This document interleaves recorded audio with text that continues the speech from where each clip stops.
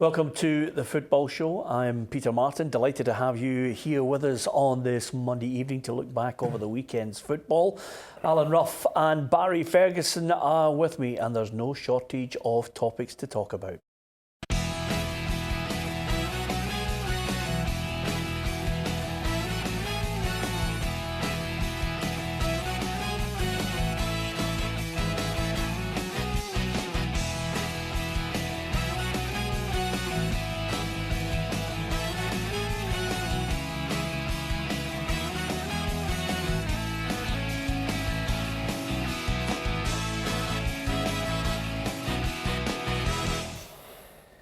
Yeah, lots to get our teeth into, and of course in the studio tonight, mixed emotions among our guests. If we had subtitles, you'll hear Barry Ferguson talk about Rangers going top of the league. Yes, they can win the double and they can win the league and go into the Champions League, but when you see his lips move, he'll say there's a long way to go. It's December, things can happen, things can change, and of course it's Christmas coming up soon as well, and we are going to start a campaign for Ruffy. Can you donate points for Partick Thistle in the Championship? Because it's been tough for Ruffy. He's on an absolute downer at the moment, so we'll get his thoughts on that as well. But first and foremost, to Hampden Park, the first piece of silverware on offer in Scotland. It's Celtic against Aberdeen. Celtic made it 7 consecutive trophies under Brendan Rodgers as they beat Aberdeen 1-0 in the League Cup final. Former Aberdeen loanee Ryan Christie scored the only goal after rejoining Celtic this summer from a season and a half at Pittodrie in another man-of-the-match performance. An atmospheric Hampden greeted the players to the pitch, but there was little to shout about in the opening stages. A tight first half was nearing an end when Gary Mackay-Steven and Dedrick Boyata had a sickening clash of heads. Boyata's head was cut open, but it was the Scotland winger who was carried off by a stretcher after he was knocked out, but he is said to be recovering well in hospital. The first half went into 50 minutes after the stoppage as Celtic took the lead just before the break. Ryan Christie produced an outstanding run to lose Don's skipper Graham Shinney, and he was found by an equally exquisite pass by the recovered Boyata before seeing his shot saved by Joe Lewis. However, the Celtic man showed his desire to get straight back up and finish before celebrating wildly in front of his fans. The game could have been over early in the second half after referee Andrew Dallas pointed to the spot after Dominic Ball was judged to have handled, despite the midfielder accidentally heading the ball onto his own arm and appearing to be outside of the box. A brilliant save by Joe Lewis from Scott Sinclair's resulting penalty ensured the game stayed level. Sinclair and Edouard had later chances to finish, but neither could beat Lewis. Aberdeen pushed but could not find a leveller. Despite rocking the bar with 5 minutes to go, Celtic held on. McInnes highlighted Christie as the difference and said the Dons were close to signing him permanently this summer. We thought we would get him, and we were well down the line to maybe getting him, but Celtic made a good decision to keep him and give him the encouragement to stay, and Ryan's took his chance. So Rodgers agreed with McInnes, praising the man of the match. It was a wonderful finish, great run off the ball, and keeper makes a good save, but he reacts very well to it and finishes it and ends up being the winner. With their 18th League Cup triumph, whispers of a possible treble are now turning into expectation. Yeah, Celtic edged by a goal to nil. Ryan Christie, man of the match. A dream game for him. Wasn't a classic, Ruffy? No, it certainly wasn't. I think Aberdeen went along there, you know, obviously looking for a bit of inspiration for somebody on the park to come up with something to give them a wee head start, but I don't think they had enough players like that, whereas Celtic maybe had 2 or 3, and I think we were all just waiting to see when Celtic were going to score. They put up a good performance, but it wasn't an epic. I don't think both teams opened up at all, and it's amazing that Ryan Christie was in an Aberdeen jersey last year and all of a sudden he's scoring a goal to win a cup final. It's amazing how it's turned around for the boy. Yeah, an incredible couple of months for him, Barry. I mean, even at his lowest point, he was looking and thinking, OK, I'd love to go back to Celtic and try and make a go of this, but he thought himself that it could be that he was going out to pastures new, possibly Aberdeen on a permanent deal. Yeah, I seen an interview before the game and the build-up to the cup final that he was considering that, but he says he just wanted to stay and fight for his place. He's obviously worked hard through injuries. He's got his chance in the team, and the guys took it. I think he's been phenomenal the last couple of months. He's been a main player for Celtic. He's then got into the Scotland team as well. So yesterday it was only a real bit of quality in the game. A great ball for Boyata. He's made a run. It's a difficult run to pick up, a midfield runner. He took a great first touch, and obviously the keeper's made a good save, but his reaction was great. And it was that one bit of quality that won the game in the end. I thought Celtic just edged it. At times they could have maybe scored one or two more if they're a bit more clinical. But overall, I think Derek would have been happy. I thought Aberdeen, that's the best I've seen them for a while. They competed well with Celtic, but in the end, I think Celtic just deserved it. Yeah, just as sure as Stevie Naismith going off in the semi-final in the game against Hearts, I thought Gary Mackay-Steven, taking off with concussion was a body blow to them, because you need players who can do something out of the ordinary in a final, Ruffy, and he's a key player. Yeah, he's the spark that they had, and obviously taking him out of the game, he's always that kind of player who's prepared to take people on, who can create chances for other people and score goals himself. So him going off the park was another negative that Derek wouldn't have anticipated. And while he was on the park, there was probably always a chance that they could come up with something. Yeah, and another aspect of the game that I think everybody agrees with was the decision to award a penalty to Celtic. I don't know where he got that decision from. I thought it was a poor decision and justified in the end. Joe Lewis making the save. Yeah, I couldn't believe the decision. He's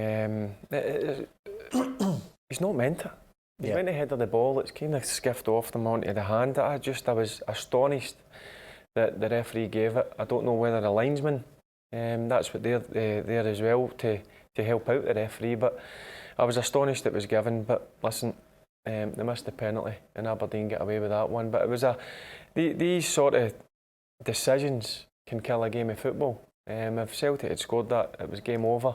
Lucky enough for Aberdeen, they didn't, and Aberdeen tried to have a wee go towards the end. Yeah, here's what Brendan Rodgers made of not only the 7th trophy he's won there, but of course Celtic now on the hunt for possibly a treble. Yeah, it was a very satisfying win for us today. I think they showed a lot of heart and a lot of fight. This was obviously after the run of games that we've had, and especially on Thursday night. It's a really, really tough team to come in and play against Aberdeen, because they're very physical and very strong. But now to show the quality for the goal, it was probably our biggest moment in the first half. Where we had sequence of passes and worked our way through their sort of man marking, and then ended up with a great goal. My only disappointment with the second half was we could have been more clinical. We were in key moments, especially when you're having to defend a bit deeper. We broke away fantastic. The pace in which we broke away with, and the support that we had up there. We never made the last pass, of which then makes the game a lot tighter towards the end than it should have been, really. But that's my only criticism. Incredible mentality by the players, and like I say, the focus in their game was very, very good. Yeah, yet again, Aberdeen runners-up. But I think Derek can look at his side with a bit of pride. They're getting closer. They kept it tight, Ruffy. He had a game plan. No, that wasn't a one-way traffic. I mean, we've seen Celtic going to cup finals and there's just been one way. And he got his formation right. I think the players gave him a bit of credit, but you can tell in his interview he's getting a wee bit miffed of getting beaten finals. It's a horrible thing, when you keep getting beaten. You have to start saying to yourself, how do I turn this round? But I think he's right. They need to keep persevering. There's some young players on the side who will benefit from that. The game the other day there, and he will hope with a favourable draw. It might be the Scottish Cup. He might be back again. Yeah, here is indeed the Aberdeen manager. We've beaten Rangers here. We've beaten Hibs at Easter Road. Beating another Premier League team at home to get to here, and Celtic are still the best team at the minute. There's some good sides going. I think Rangers have really improved, and they're going the right way. But in answer to the question, you've just got to face who you face, and it's disappointing as it is. We've lost another final. There is some sort of solace, as I say, that some of my younger ones who I've just said to them, you hang about long enough at this club, you'll eventually become a winner. Pretty sure of that. I intend to make sure I come back to another final with Aberdeen, and I intend to win another trophy. And well, you can never say with any certainty. I'm pretty sure I will. and regardless of how well other teams are doing. Yeah, certainly room for optimism for the Dons, and of course Celtic chasing the other 2 remaining trophies. Coming up, we'll also talk about Steven Gerrard and Rangers, the top of the league.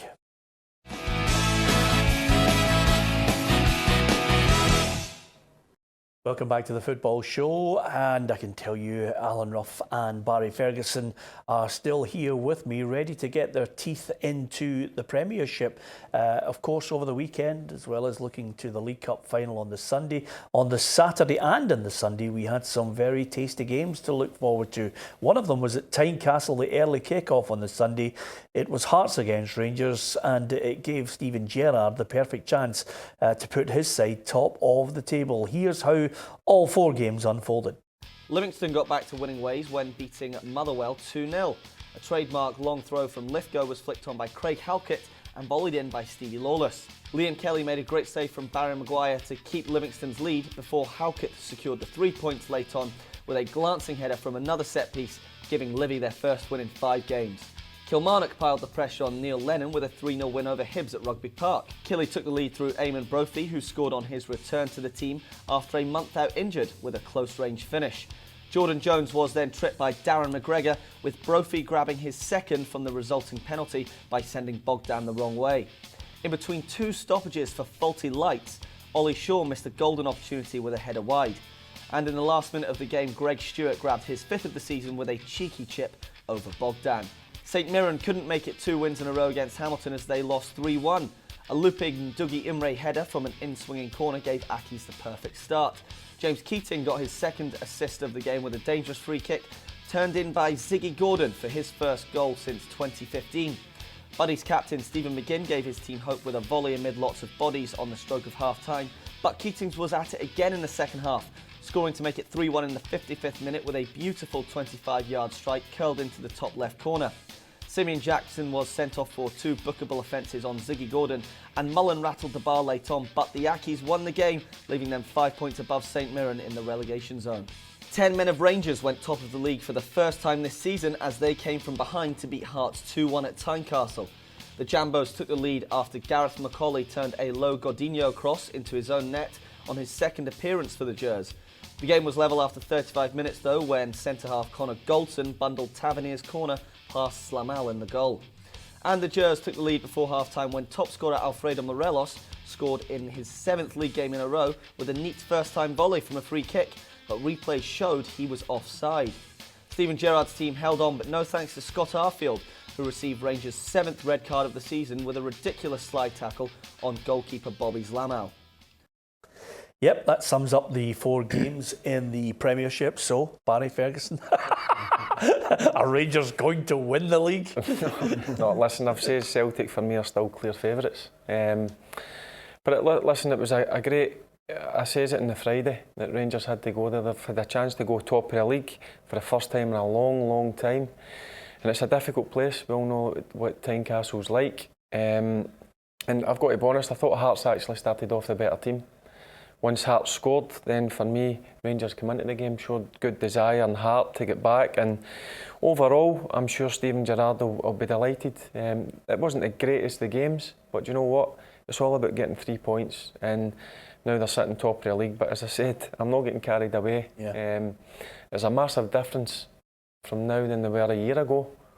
But I still think Celtic are favourites for the league. Yeah, we've watched all emotions from Barry on this show, Ruffy. I mean, the difference is sometimes you have to contain it because it's triple salcos and backflips as Rangers go top of the table. You know, they've had highs and lows on this one, but, you know, we like a joke about it. But as far as the game's concerned, nobody will look back on the incidents if at the end of the season, you know, come April and May when you're in the mix, if Rangers are in the mix, you know, these are the type of games you've got to win, regardless of some of the controversial incidents we're about to talk about. Yeah, you're right. You know, for me again, it was Alan McGregor. You know, the save he had right at the start of the game.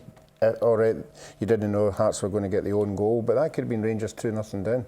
So you've got Alan McGregor to thank again, but after that, you know, I think Rangers were the better team. You know, they're on out very worthy winners. You can talk about everything went on, but at the end of the day, they showed determination to get there. Yeah, well, let's talk about everything that goes on. First of all, Goldson scores a goal and celebrates in front of the Hearts fans. Now, I don't have any problem with it. Yeah. I think, you know, I think we're now getting a situation where only over this weekend, you know, they don't want Jurgen Klopp running on and celebrating with his goalkeeper. They don't want Neil Lennon celebrating in a derby. You know, Connor Goldson's there. Morelos is guilty of it as well. So many others. Lustig apparently lacks class. Lafferty lacks class. Scott Brown lacks class. Everybody's having a go for players or managers celebrating. Well, do you know what? For me, it's passion. That's all they're showing. I don't have any problems with it. I watched the Rangers game. Wasn't if they were right up against the fans. You know what Tynecastle's like. It's one of those stadiums where they're right on top of you. Yeah, well, you're right up against the fans. Yeah, but look, I think if you what they want when you score a goal or when you win a game, do they want you just to go back to the halfway line and line up again, or just after the game, just straight down the tunnel? Well, remember, we're living in a world where people are waiting to be offended. It's ridiculous, but honestly, Peter, At the weekend we were talking about it. I was at a dinner and a boy came up to me and he showed me a clip of the England-West Germany game, the World Cup final, and when Jeff Hurst scored his goal, Nobby Stiles just went up and shook his hand and walked back to the halfway line. Yeah, this is of course Nobby Stiles, who would have kicked his granny to win the game. But the thing about it is, if you score a goal down the opposition's end away from home, there's nowhere else for you to go. You can't run the whole length of the park and go way back to. Listen, do Rangers have a discipline problem? 7 red cards. No, look, I think if you ask Scott Arfield, who's an experienced player, he didn't need to go and do that. But I don't think they've got a discipline problem. Yeah. But it was crazy what he done, let's be honest. Does Craig Levein have a problem that he's constantly going to be coming through to Hampden for? He says he was playing against 12 men. Yeah, I don't know. Well, Morelos, it's offside. Yeah, but that's not the referee's fault. That's the linesman's fault. Yeah. The linesman's the guy who's in line. He's the guy who's supposed to be standing there and putting his flag up. He was directly in line with it. I don't think having a go at the referee for that one in particular, that's up to the linesman. That's his job to put his flag up. Let's not kid on, he was a yard offside. Yeah. I'll take it. Well, that's my point. I mean, it happens. You know, that's why we need VAR. Whether it's that one or any other result, I think they need to find the money for it. Just to quickly on other ones, Neil Lennon, suddenly, you know, it's amazing what a month or 6 weeks can do in your career. Suddenly, Hibs, you know, they've lost the players, he's highlighted it, but they've lost to a Kilmarnock side that deserve great praise. Greg Stewart, I thought, was sensational. Yep, and again, you know, the bits of skill he showed, I think we all knew it was there. We didn't see it at Aberdeen. Aberdeen didn't see it at Aberdeen when he was there, but we all knew he had a bit of ability, and he showed it on occasions, but like all good strikers, he's now in top form, and he's turning it on week out. Week in, week out. Yeah, Week absolutely. in. That's another one of those classic lines from Ruffy. As far as the other matches, well done to Hamilton getting that win over St Mirren and Livingston as well. There's a couple of things I've got to get your thoughts on before we obviously finish the programme. What about the predictor, Ruffy? The way things are looking at the moment, we're doing well. We threw in the League Cup as well, but it looks as if I'm still out in front in our predictions. Yes, you are. But as I said the other week there, I'm just taking every week as it comes. I'm just biting away into the lead and hoping I can catch up. I need a one big week. I need a big 16-pointer. I don't think it's going to come. It's just not going to come. I hope not anyway. What about the Euro 2020 draw? Now, this one doesn't need explaining, Ruffy. No. Between March and November, we're going to be playing Kazakhstan, San Marino, Cyprus, Belgium and Russia in there as well. Well, you'd like to think it's Belgium and Russia. You know, I think we should be able to handle the other three. Obviously, we saw Belgium at Hampden. They look different class, but Russia again, we're talking about two teams that were at World Cup finals and did particularly well in their finals, so we're still up against it, but we've always got where we Nations Cup in reserve. Yeah, absolutely, which took a bit of explaining, but at least we now know we've got it in reserve. Just one other little footnote, it came out that the new third European competition, Europa League 2, Scottish clubs could be in that because of this coefficient, Barry. Yeah, it'll be important that the clubs get in that. As you're talking about Rangers and Celtic doing well, this season. But we don't want to be in a third-tier European competition. No, I don't think Rangers and Celtic. No. Like, I'm talking like Aberdeen's and like people like that. They can get into. They can get into that. I think it would be good for them. Yeah. But for Rangers and Celtic, let's be honest. I think they're too big a clubs to. Because Rangers have been in the Champions League. Yes, listen, He's such a noise up. listen, you are laughing. You never know. You never know. Listen, I'm only laughing because he's noising you up. You just never know. But anyway, if it gets really close around about April, I think we'll have to put you in a straitjacket. Okay, just one word on it is: can anybody stop Modric winning the Ballon d'Or tonight? Messi and Ronaldo's reign over. I think he deserves it. For me, top class midfielder. Club and country, yep, for me, yep. Yep, Modric. okay then, there you have it. Ruffy not arguing on that point. All he wants for Christmas is a win for Partick Thistle. Anyway, thank you very much to Ruffy and to Barry. Don't forget to join us tomorrow on the programme to talk more football.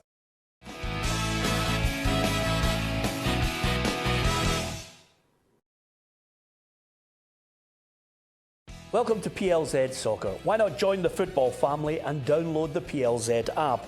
You'll get all the latest Scottish football news and up-to-date news on English and world football. There's also a feature here where you can record yourself talking about your favourite team. If we use the video, you could feature on our football show. For all the latest news in Scottish football, download the PLZ Soccer app in the App Store and in Google Play. Come and join the football family on PLZ Soccer.